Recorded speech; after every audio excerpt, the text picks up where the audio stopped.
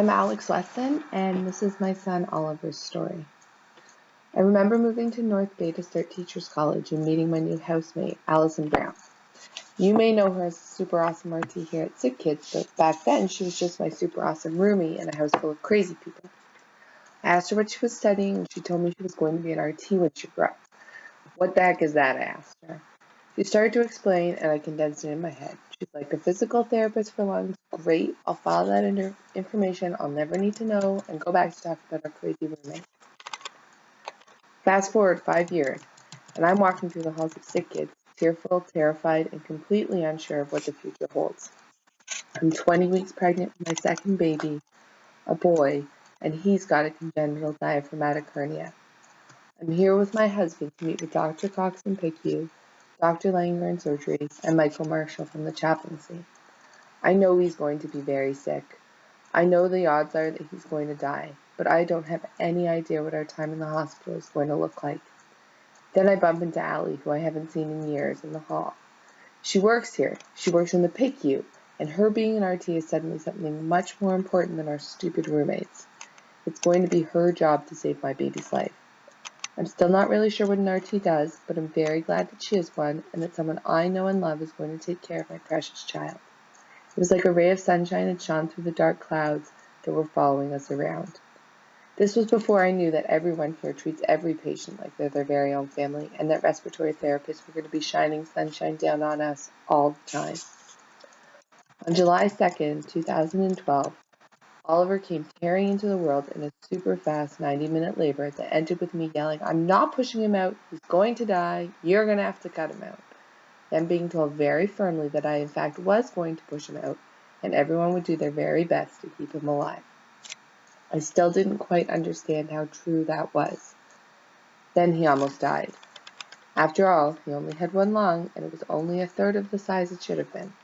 That was the first time an RT, an amazing, talented, wonderful woman named Nancy over at Mount Sinai, saved Oliver's life. But it wouldn't be the last time. Once they had him stabilized, he was wheeled through the tunnel to drive all of you insane. He took that job very seriously. Oliver spent 70 days at Sick Kids, and it was an awful roller coaster. At 6 days old, Oliver started desatting pretty dramatically. His doctors tried changing his breathing tube, but it didn't seem to help. It looked like the end. But then his brilliant RT Vicky figured out that his problem was that when he was on his right side, he just couldn't clear CO2. That turned out to be because his entire liver was in his chest, and when he was on his right, it crushed his lung. But we didn't find that out until they'd opened him up in surgery. He wouldn't have made it to the operating table if she hadn't suggested putting him on his left, and she wouldn't have known to try if she'd just been doing her job. It's the exceptional level of care that you provide that saved his life. Not just checking in and taking off, but hanging around and paying attention gave Vicky the sixth sense that kept him from leaving us that day. When he was 9 days old, he came off the oscillator and went on the conventional vent. We were so happy. Optimism was overflowing, and it felt like maybe he would make it. But less than 48 hours later, a pulmonary hypertensive crisis sent him back to the oscillator. I blamed myself because I'd held him for the first time the night before, and I knew we'd pushed him too far. As I sat there crying, Christina came over and somehow managed to help me forgive myself. She explained why the oscillator was the right choice right now, and helped me understand that rushing wasn't helping anyone. If he couldn't handle being on the conventional vent, he wasn't going to do so well in surgery on it, and we just needed to wait for him to be ready. She didn't have to take that time. I'm sure she had a million other pressing things to do. But that conversation has probably cut 2 years off the time I'm going to spend in therapy. When he was 14 days old, he had another pulmonary hypertensive crisis. I sat there horrified while he crashed, and doctors and RTs shoved tubes into him as they did a bedside bronchoscopy. They managed to save him, and a visiting doctor friend explained to me that it was a tube problem, not an Oliver problem. For days, different respiratory therapists talked about how a tube might help him, that although 4 with a cuff seemed enormous for such a small guy, they thought it would solve his CO2 problems. His doctor was understandably hesitant and explained that it was too risky a procedure and that she wasn't sure it would make a difference in the most loving way possible. We were also told it was looking less and less likely that he'd ever make it to the OR. But his RT Carol kept pushing for that tube change. When he was 17 days old, he was switched over to a conventional ventilator, but struggled to maintain good sats. Carol asked that before they switched him back to the oscillator, they just give the larger tube a try.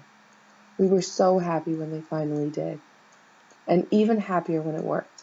I'm sure that if he'd gone back on the oscillator that day, he wouldn't have made it. But he did, and he's here, and we have Carol to thank for advocating for what she knew was the best approach. Through sheer determination on the part of all the angels who work here, Oliver eventually made it to surgery when he was 18 days old. His recovery wasn't easy.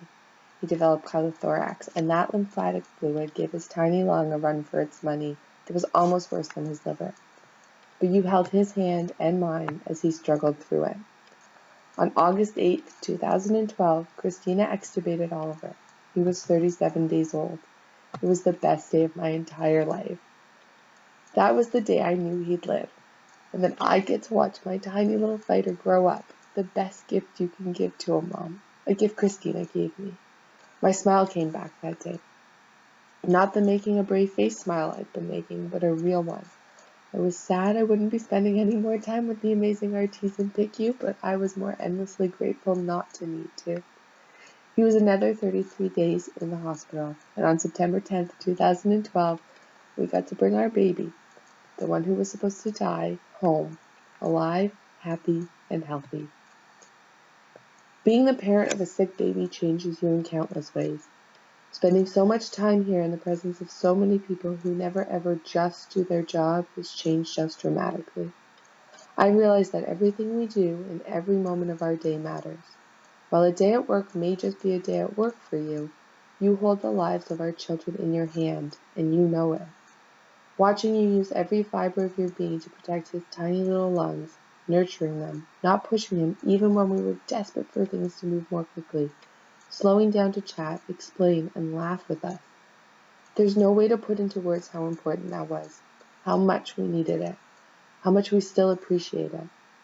There are things you've said, things you've done, looks you've given that you don't even remember, but they're everything to that family whose baby's life is teetering on the edge. The things you do don't just matter in that moment. They last a lifetime in the memories of the families you interact with, and they change us. We are so lucky that you all seem to understand that you change the people you help in a profound way, and you do it for the better. I'm not glad that I know what an RT does now. I wish CDH had never happened to us. It's way more fun to talk about annoying roommates. But I am glad I got to find out just how amazing people can be. I'm glad I got to see greatness in action. I'm incredibly grateful that despite everything else you have going on in your lives, and I know that you all have real lives with your own families and your own challenges, you treated my son like he was the center of your universe. And I know you left his bedside and treated the next patient exactly the same way. Thank you for everything you do, and thank you for letting me keep my baby. Are you playing the guitar? What's that? Is it your water? Rock and roll, man. Oliver, can you say thank you? Say thank you.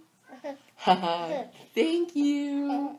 Say thank you, RTs. We love you. Bye. Bye.